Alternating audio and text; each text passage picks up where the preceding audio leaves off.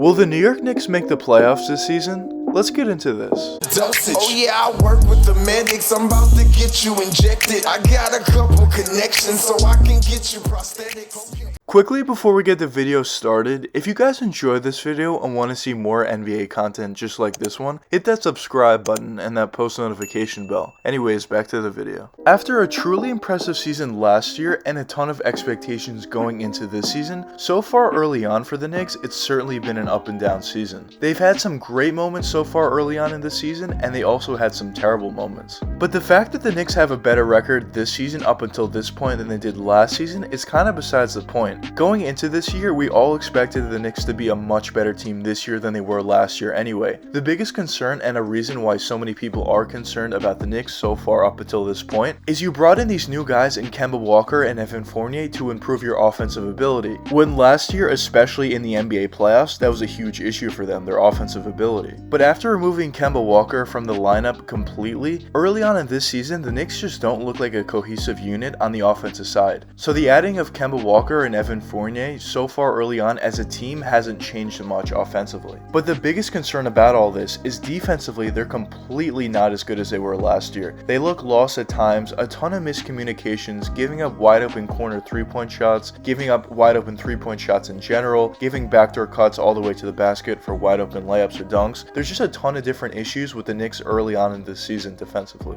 which is a bigger concern for the Knicks than it would be for another team based upon how good of a defensive team they were last year under head coach Tom Thibodeau. But let's specifically look at the offensive side and figure out why the Knicks are having so many different issues offensively. But first, before we really get into the offensive issues for the Knicks, I do want to say I still believe in Evan Fournier, and I still think it was a good pickup. Adding a guy like Fournier to your offense, especially when they were struggling last season, a guy who's a great catch and shoot 3-point shooter, can create for himself and also create for others, still at this point I think was a fantastic pickup for the Knicks. And I think going forward, once they figure everything out, which I do think they will eventually, having a guy like Fournier on your offense is just going to help you out so significantly. But now getting into the specifics of the Knicks offense and why they're struggling, the first issue is Julius Randle, the best player on the team. So last year, the reason why Julius Randle was so effective, specifically in the regular season, was he was very aggressive, but he was also a very willing passer. We saw Julius from time to time just dominate teams with his crazy mid-range ability, that little pull-up mid-range jump shot that he had, post turnaround fadeaway, overall just eating and living in that mid-range area. Also, of course, had the ability to shoot from that 3-point range, also had the ability to drive all the way to the basket, had a lot of things within his offensive game, but mostly scoring-wise, what he was doing was shooting from that mid-range area. But fast forwarding to this season, we're not seeing as much of a mid-range jump shot from Julius Randle, and overall not as aggressive this year as he was last year. This season so far for Julius, he's been much more of a passer than a scorer, which is okay. I guess he's getting his teammates involved, which is certainly a decent thing. But when you're talking about Julius Randle, the best player in your team, you're always going to need that guy to be aggressive, and he needs to set the tone for the rest of the guys in the team. There's been way too many times this season that Julius just completely doesn't look for a shot whatsoever and just passes the ball to other guys on the team and lets them create for themselves. But the Knicks paid Julius a lot of money for him to be that guy. He has to be that star on the Knicks that initiates the offense, that scores for himself, gets buckets for himself. You can create for your teammates. I don't think there's anything wrong with that. I think that's actually a great benefit of Julius's game overall, the fact that he's able to pass and play make so effectively for his size. But the issue is he has to be a scorer first and a playmaker second. Now, I will say more recently, over the past 3 or 4 games, Julius has certainly been looking a lot better in this sense. But in my opinion, one of the biggest reasons why the Knicks are struggling so significantly offensively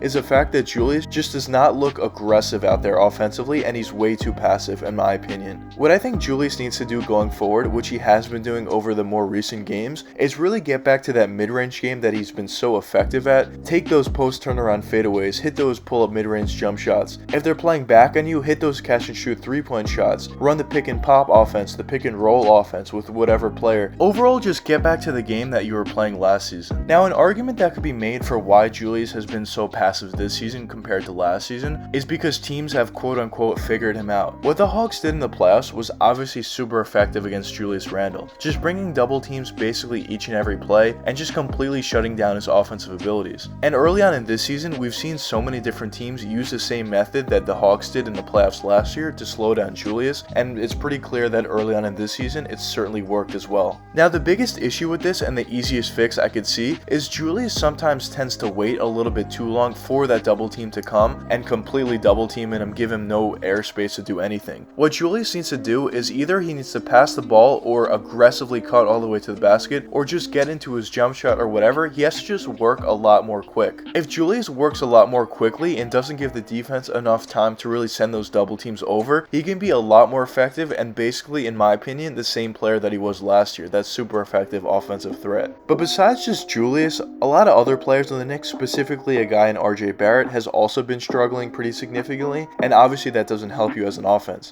After shooting 40% from the three-point line, recently besides his last game against the Spurs where he completely went off, RJ has mostly been having a down season for the Knicks. From that three-point range, he just hasn't been shooting well whatsoever. Driving all the way to the basket, he hasn't been that great either, and overall he has had a sprinkling of good games early on in the season specifically, and also this last game against the Spurs, which was a fantastic game for RJ, but overall mostly throughout the season this year, RJ certainly has been having a regression from what he was doing last year. Now with RJ, I do think he's going to get better as the season goes on, and I think we're already starting to see that, but just talking about the Knicks' offensive issues currently, of course RJ is certainly a big part of that. Another guy is Evan Fournier. So although I mentioned before in the video, I think Fournier will end up being a very good pickup for the Knicks and will be a much better player going forward. Similar to RJ, Evan certainly has been struggling, specifically with his shooting stroke, basically throughout the entire season this year. For those wide open catch and shoot shots, of course Evan hasn't been shooting as great of a percentage as you would think for a guy who has a stroke as good as Evan does, and also creating for himself, maybe he hasn't been as good because his three-point shooting just hasn't been that great this season so far. But overall, just to boil it down, the main reason why I think the Knicks are struggling is because Julius Randle just isn't aggressive enough, but of course it's not only Julius Randle's fault. So many different players on the Knicks individually are struggling as well, and when you put all those things together, you get the Knicks offense. Just a very inconsistent offense that overall is just not good enough at this point. But now let's get into the question of the video, which is, could the Knicks still make the NBA playoffs even though they've been dealing with so many different issues, not only offensively but also defensively? Now of course this season it's going to be a lot more difficult to make the playoffs than it was last year. It's pretty clear that so many different teams in the Eastern Conference have gotten so much better this year than they were last. But with that being said, the quick answer to whether I think the Knicks could make the playoffs this season is certainly yes, and I think they will make the playoffs. All the issues that I mentioned in this video are of course some pretty significant issues, but overall in my opinion, based upon the players that they have on their team, their head coach, and a bunch of other factors, overall I do think they're going to figure everything out as the season progresses, and eventually what I expect this Knicks team to be is a pretty good offensive team where Julius Randle's leading the way, and overall just a team that shoots a ton of three-point shots and hits at a pretty high percentage. And also defensively, I expect the Knicks basically to be the same defensive team this year as they were last year. I expect RJ Barrett to continue to pick up his defensive game like he was doing very early on in the season. It has certainly fell off a little bit, but I expect RJ to get back to that point. I think he's a very talented individual defender. I think besides just RJ, the Knicks have a ton of different talented individual defenders on the team, and overall I think everything is going to be fine in the long run, and by the end of the season I expect the Knicks to be at the very least a top 5 seed in the Eastern Conference. Now maybe that would be hard to see at this point currently based upon how many different issues the Knicks are going through, but I think eventually by the end of the season they will figure everything out and they will be just fine. But we'll see what happens going forward for the Knicks. But anyways, let me know what you guys think in the comments. Do you think the Knicks are going to make the playoffs? And if so, what seed do you think they could get to? Or do you think they're not going to make the playoffs? But anyways, I hope you guys enjoyed the video, and if you did enjoy, please leave a like and subscribe and hit that post notification bell. It really helps me out a lot. Until the next time, peace out guys.